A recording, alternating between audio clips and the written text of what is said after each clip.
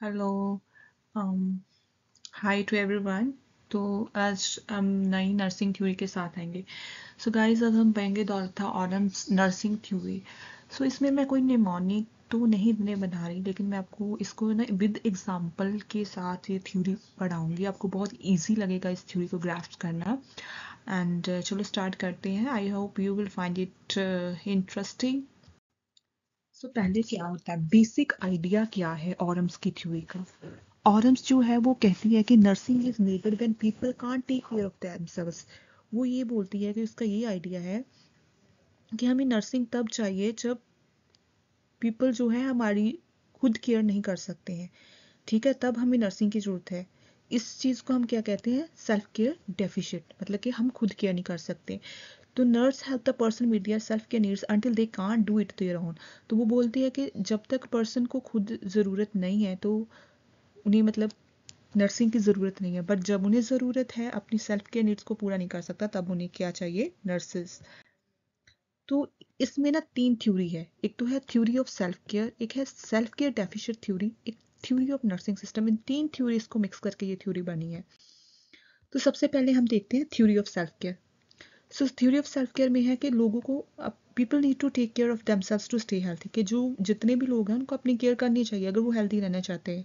उसमें क्या आता है कि उन्हें खाना खाना चाहिए अच्छा हेल्दी, अपनी सफाई रखनी चाहिए, अपनी सेफ्टी को मेंटेन रखना चाहिए, अपनी दवाइयाँ खानी चाहिए। अगर वो ये सब काम खुद कर लें तो उन्हें कोई नर्सिंग लीड की हेल्प नहीं है। That means the theory of self care explain, मतलब आई होप आप सबको समझ आ गई होगी कि इसमें वो बताती है कि खुद हेल्प करो अपनी, खुद अच्छा खाओ, अपनी सफाई रखो, अपनी सेफ्टी को मेंटेन करो, तो आपको क्या है, बिल्कुल भी ज़रूरत नहीं है नर्सिंग की। सेकेंड थ्योरी है सेल्फ केयर डेफिशिएंट थ्योरी। ये तब की बात है जब बंदा अपनी ये सब चीज़ें खुद नहीं कर सकता। When someone can't meet their self care needs और सेल्फ केयर डेफिशिएंट अकर्स। जब कोई अपनी बेसिक नीड्स जो सारी हैं वो खुद नहीं पूरी कर सकता, तो तब उन्हें क्या चाहिए, सेल्फ, कौन सी कंडीशन अराइज होती है यहाँ पे, सेल्फ केयर डेफिशिएंट की जो कंडीशन अराइज होती है। This is when nursing is required. अब क्या ज़रूरत है हमें नर्सिंग की। नर्स क्या करती है, इस सिचुएशन में सपोर्ट करती है, गाइड करती है, टीच करती है और कंपनसेट करती है। ओके। एंड नेक्स्ट थ्योरी क्या है, थ्योरी ऑफ नर्सिंग सिस्टम। सो इसमें ना तीन चीज़ें पार, एक तो होती है कि जो नर्सिंग सिस्टम क्या है, सबसे पहले है वोल कंपनसेटरी, सेकेंड है पार्शली कंपनसेटरी, थर्ड है सपोर्टिव और एजुकेटिव। होल कंपनसेटरी में क्या होता है, नर्स सब कुछ करती है, अनकॉन्शियस पेशेंट है, कुछ भी नहीं कर पा रहा है भाई, वो कुछ भी नहीं, सारा काम कौन करेगी, नर्स करेगी।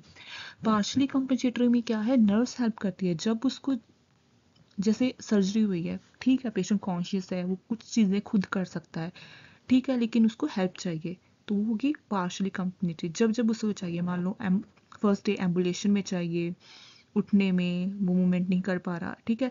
सपोर्टिव एजुकेटिव की है, सपोर्टिव एजुकेटिव क्या है, पेशेंट लर्न करता है और उसको हमको करता है। फॉर एग्जांपल डायबिटीज एजुकेशन है, मान लो पेशेंट घर जा रहा है, उसको आप बोल रहे हो इंसुलिन कैसे लगाना है, वो आपको उनको सिखा दो, ठीक है, जो उनको डाइट के बारे में बता दो, तो वो काम वो खुद करें। सपोर्टिव एजुकेशन जब मोस्टली जब पेशेंट डिस्चार्ज होने वाला होता है तब हम वही काम कर रहे होते हैं, ठीक है। और की कंसेप्ट क्या है इसमें है, क्या हमने याद रखना है, पहले क्या, सेल्फ केयर, कि जब पेशेंट खुद अपना काम कर सकता है। सेल्फ केयर एजेंसी क्या है, ability to care for self. Self care deficient क्या है, अपनी नीड नहीं पूरी कर सकता। नर्सिंग एजेंसी क्या है, नर्सेज एबिलिटी टू हेल्प है। और थेरेपेटिक सेल्फ केयर डिमांड क्या है, टोटल केयर नीडेड है उनको।